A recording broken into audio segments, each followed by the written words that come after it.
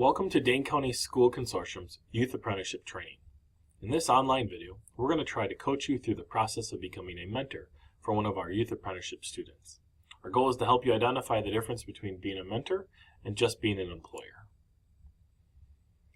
First, we're going to start with somebody who is a mentor for you. Think of somebody who inspired you when you were growing up. In my case, it'd be my father, who taught me how to have great work ethic and how to problem solve. We built our house together when I was in middle school, and the skills I've learned from that took on many pieces in my life.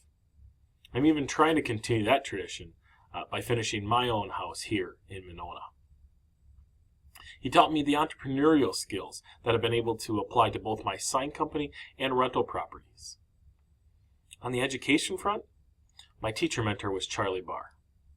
I took two of the most difficult classes I've ever taken from him, AP Physics and AP Calculus. And while I may not have been an A student in either of these classes, Charlie always had a positive attitude and kept me motivated to learn, even when we were talking about topics like intervals and derivatives. He taught me to always find the positive in a student. It is our hope that you too can become an inspiration to one of our youth apprentices and motivate them to look on the positive side for their future and help them to find their career pathway. By participating in our youth apprenticeship program, we hope that some of these valuable benefits will work for you. Not only do you get to train your qualified future workforce, you get to create your own superstars by helping our employees understand your corporate culture.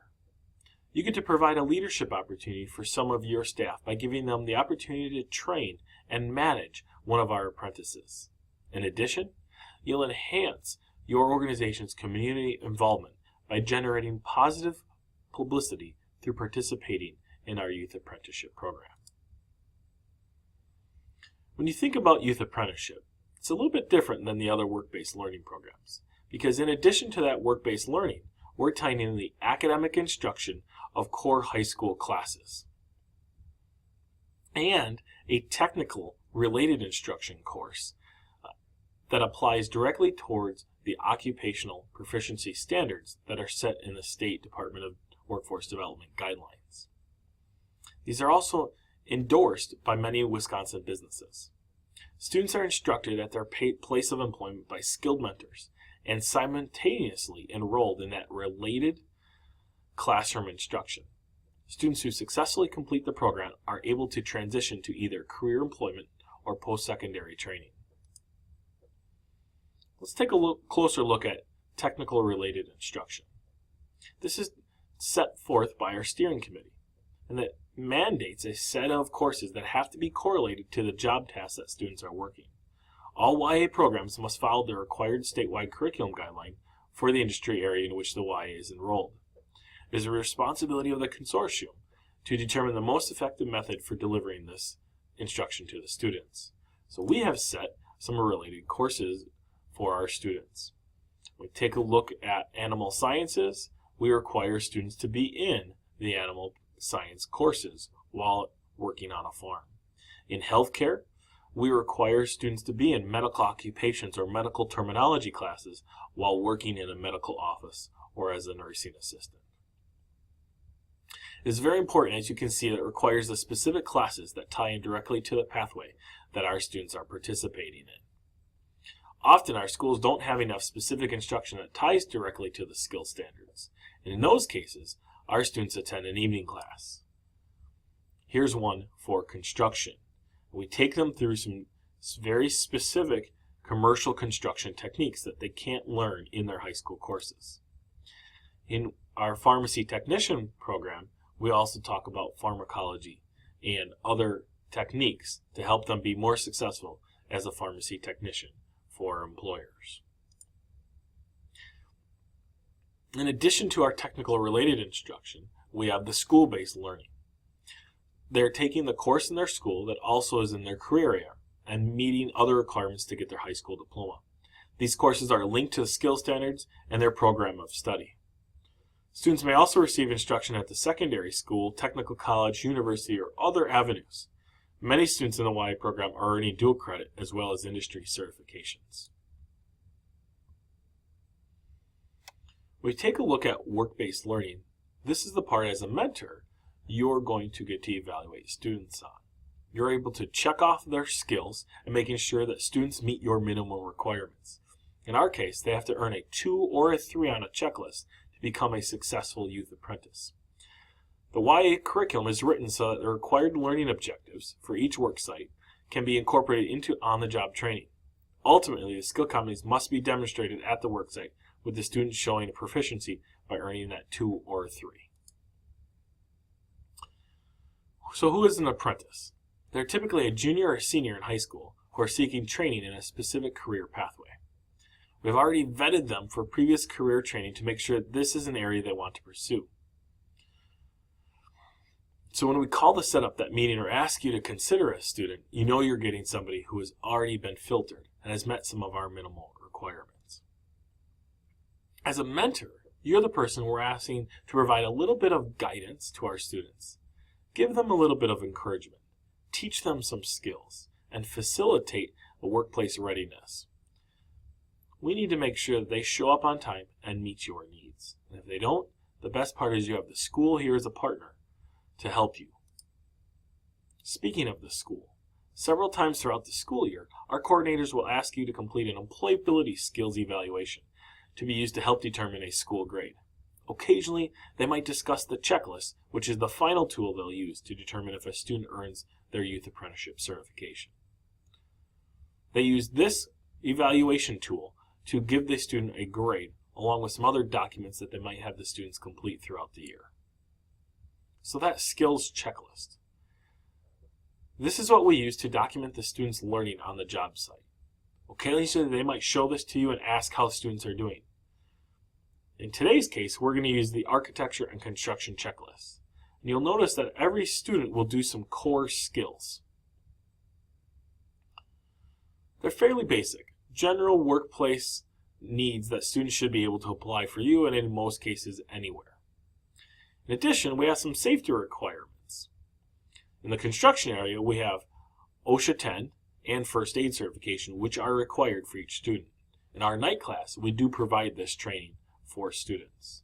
Going back to the front cover, you'll notice each student who is in our program for 1 year must work for 450 hours and complete one pathway. If they decide to work for 2 years, they have to complete 900 hours and complete 2 pathways. So let's look closer at the pathways. This is the Carpentry Fundamentals pathway. They must complete all 12 of these first basic fundamental pieces. We must have a rating of a 2 or a 3 for every student in order to be successful. If you read the bottom then, we have to choose one from numbers 13 through 16. If you do additional trainings, you're welcome to put it in here or at the back of the packet as well. Those are the minimum expectations for a student. Well, what if they wanted to do carpentry for 2 years? We'd have to do both residential and commercial, or students would have to complete another pathway within the construction area. So how do you become an effective mentor? What does that really look like? Think of some general traits of effective mentors. They have to have that open communication skill, that technical competence where you know your industry and you're interested in training young people. And that's really an important piece. You have to be willing to take the time and share your knowledge with our students. And most importantly, you have to have that positive attitude along the way to help them be successful. When you think of the functions of a mentor, really what is your role? Your job is to introduce that apprentice to your business culture, the way you do things. And for us, it's a big benefit to help set those standards when they're young and moldable, before they're in their 20s or 30s, where we can't really fix their employment practices. You're really helping to train the apprentice on the skills needed to be successful in your industry. They're going to have some skills. They're going to be helpful to you, but you're going to need to train them on the specific skill sets you need for your business. We'll ask you to evaluate them both on the skills checklist and that school employability skills list throughout the year. Taking a look at that role again. You are a trainer. You're helping to teach. You're the supervisor. You're asking them to be there on time and to do specific tasks. As a teacher, you're going to show them how to do things. You're going to be an evaluator. And you might even be their friend. But you'll notice there's one thing missing from this list. It's being their employer. Being a mentor is so much more, and that's what we're asking you to do. So how are you going to do it? We're going to try and give you some best practices now to help you be successful in your job as a mentor. We want you to demonstrate that skill to be learned. Don't just tell the student how to do it. We want you to show them and really check that they're understanding what you're trying to get across to the student. Allow them to master the skill versus just having you expect them to be able to complete the task. And really encourage them to ask questions so that they can learn and you can confirm that they've understood your expectations. I really want you to explain the correct task procedures. Explain why the task is performed according to certain specifications, and really set what their performance criteria and what their expectations should be. We want you to talk a little bit about potential problems and where you have seen other students go wrong or other employees go wrong. And then you can provide some problem-solving strategies. What is it that the students could do to make sure that they're going to be successful within your company or within your industry? We'd like you to provide some constructive feedback and really monitor and critique their performance. If you always tell them they're great, we're really not helping them improve. And on the other hand, if you're always negative and always complaining, you will put them into a shell where they cannot be successful. So if you provide some clear and immediate feedback and some continual improvement strategies, you'll help students be a little more successful. We think about workplace culture. This is fairly important. They're trying to learn the customs or norms and expectations of your business and your facility. Sometimes you have language that's a little bit different from employer to employer, and you want to show what that is and help explain it to the students. You're going to be asked to give them some guidance on career opportunities. Where are students going, and what do you wish you had a chance to do over might be helpful to them. We want you to help resolve some problems, not only based on their performance with you, but you might even be asked to help solve some of their social or other coworker challenges. Now might be a good time to hit pause. I'd like you to think a little bit about one technique that your business uses to onboard new employees regarding corporate culture.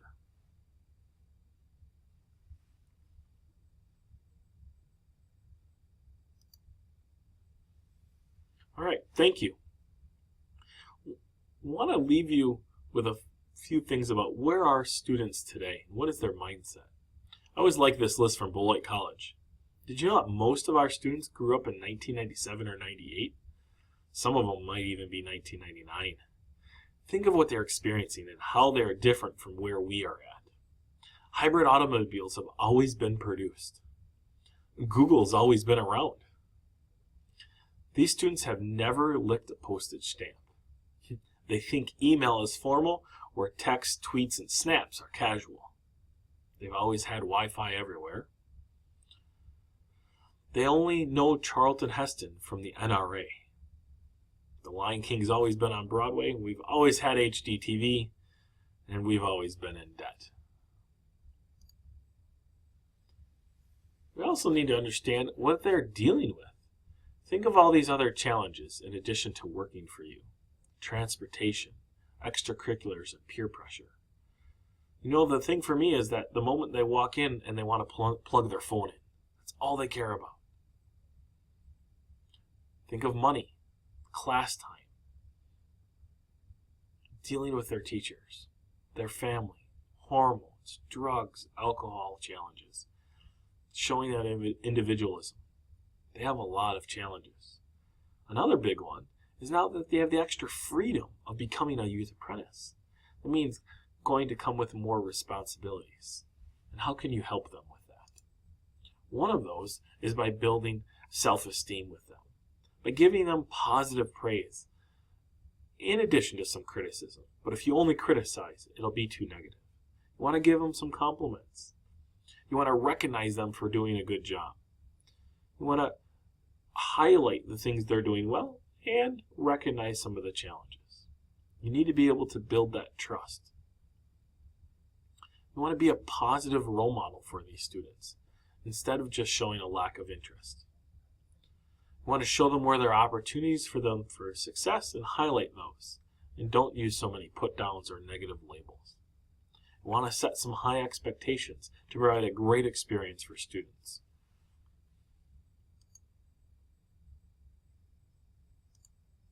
What has the most impact on young learners?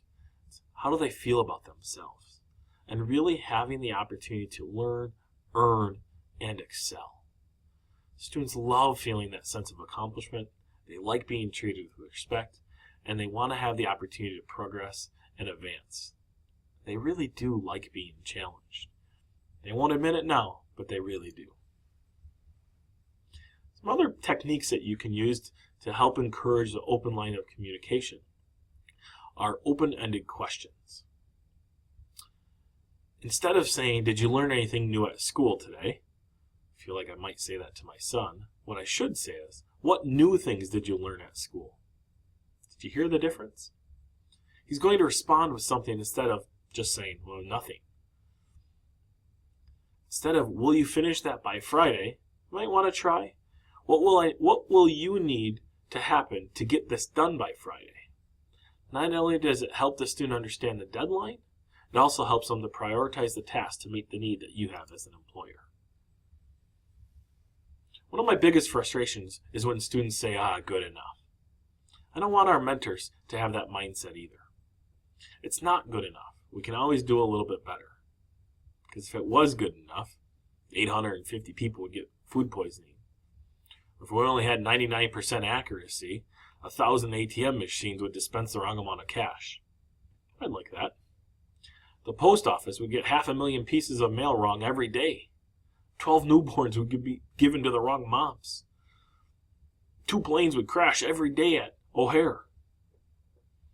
Next year, 114,000 shoes would have the wrong pair of shoe in the box. While we don't always have to have perfection, we don't want to settle for good enough. We can always try a little bit harder and show students how to get there. So often we hear the negativity, but there is great joy in lifting other people up. The last thought I wanted to leave you with is the heart of mentoring. Getting the most out of life isn't about how much you keep for yourself, but it's how much you pour into others. Thank you for taking the time to work with our students this year. We appreciate you taking the time to be a mentor, work with them, and help them get their foot in the door. We hope that you have a successful year with our students. If something comes up, please don't hesitate to reach out to my office, where we could support you and help you with the students. You can also reach out to your local school coordinator, and they can help support you. Thank you, and have a great day.